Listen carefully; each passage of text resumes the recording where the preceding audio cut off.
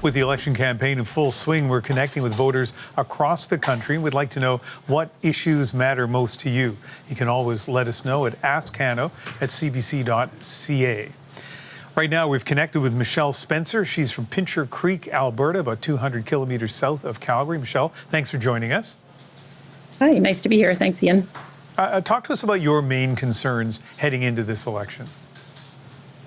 Well, I think I'm like most Canadians right now. I'm just really concerned looking south of the border and kind of watching the train wreck there and hoping that some of what we're hearing is just rhetoric about annexing Canada. But, I'm really concerned heading into this election that we have really good leadership to stick handle through this, because I think we're certainly dealing with someone interested in some kind of hostile economic takeover at the minimum. Yeah. So your concern about Trump and hostility and economic takeover at the very least is shared by people all across the country. But we all have so many different issues we're paying attention to. You live in a rural area. Are there rural issues kind of particular to where you live that are important to you? Yeah, I think a lot of rural Canadians feel heading into any election, that sometimes it's a bit of a checkbox ticking exercise, speaking to rural Canadians about their issues. And, I think this election is even more important.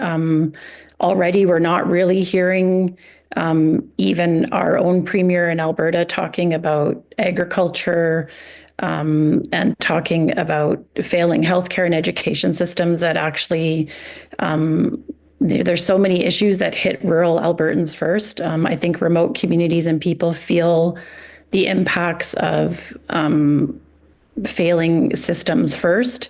And with these tariffs potentially putting us into a recession, it really is rural Albertans and remote communities and people that are going to feel it first. Now, you have two children in their early 20s.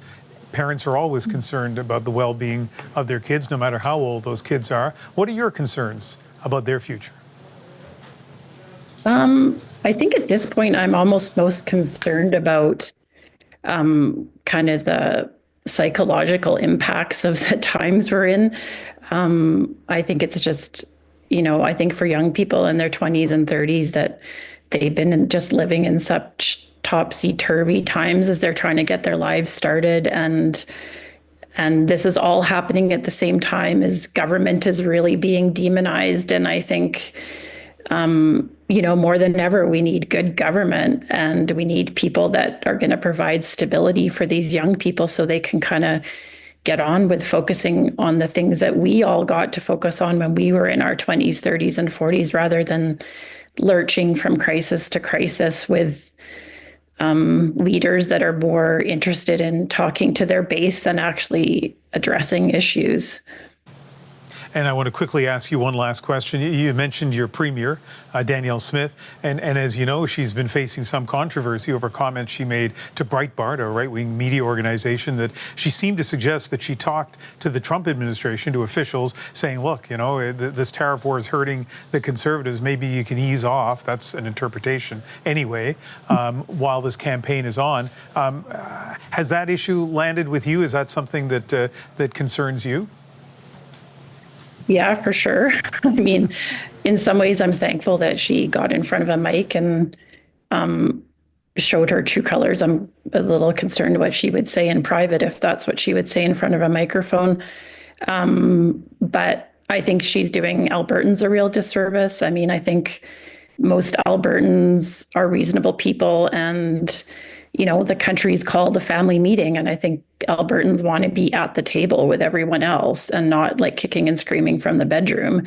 And, maybe, I think there's a lot of issues she could be speaking to. We have really heard nothing about agriculture, the tariff impacts on agriculture. It's just, she seems more concerned with being in sync with Trump than being with the people in the province. And it's extremely disappointing. Well, throughout this campaign, we are committed to hearing from Canadians from coast to coast on all kinds of different issues. And Michelle, yours is the first voice that we're hearing in that. And we really appreciate you talking to us this evening from Pincher Creek, Alberta. Thank you for your time. Thanks. Michelle Spencer, thank you.